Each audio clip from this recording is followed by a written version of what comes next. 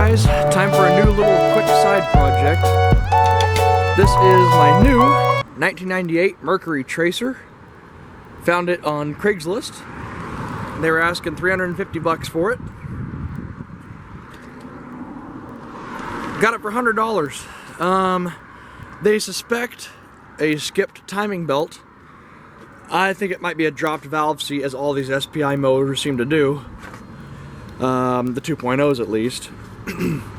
So anyways, I got a couple tools coming for me to be able to look down those spark plug holes.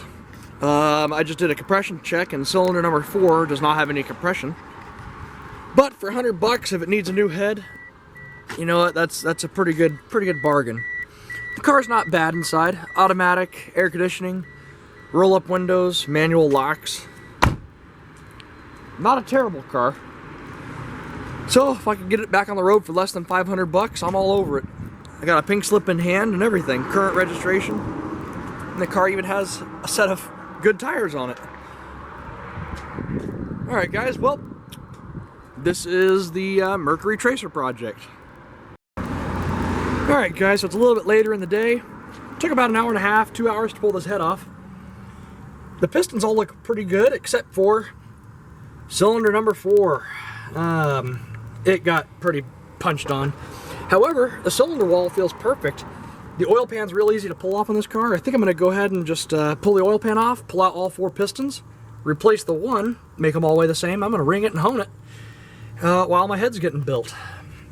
Everything else looks pretty good. I broke off a couple head studs, head bolts, so that won't be very much fun. But anyways, the ring landing out here, well, on this piston, that's the ring landing out here. It got squeezed down, and you just can't use a piston like that. Oh well. Alright guys. Well, I'm just about ready to get the oil pan off. I have a couple bolts holding it in. Got the exhaust dropped and taken off at least as far back as that. And we'll see what's inside this oil pan. So we'll see what's up next. And look what we have inside the pan. Piston skirts. Well, that sucks. I'm gonna go ahead and just get a full set of pistons and a full set of rings. The cylinder walls look good, so I'm just gonna ring it, hone it, and I'll get back with you guys next week. Alright guys, I got my pistons out. I mic'd the cylinder walls and the crankshaft, and everything's really well. This is the number 4 cylinder here, where that piston was all fucked up, and there is not a single scratch in it. Actually, the motor, after 146,000 miles, still has the honing marks. But being that I'm putting new piston rings on all 4 cylinders here, I'm gonna go ahead and get my honer out and put some fresh cross hatches inside here. So I cleaned out the cylinder walls, they're spotless. I'm just gonna oil them down one at a time as I use my honer here. The things I do for a $100 car.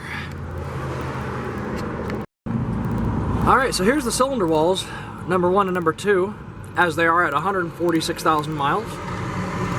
And there's after the hone marks. They look a lot more on camera than they really are, but they're nice and smooth. There's no high or low marks. So, alright guys, so it's been a couple of days, and I got my pistons inside there. Everything's all nice and clean. Just getting ready to put on the oil pan, and I should have my head delivered tomorrow.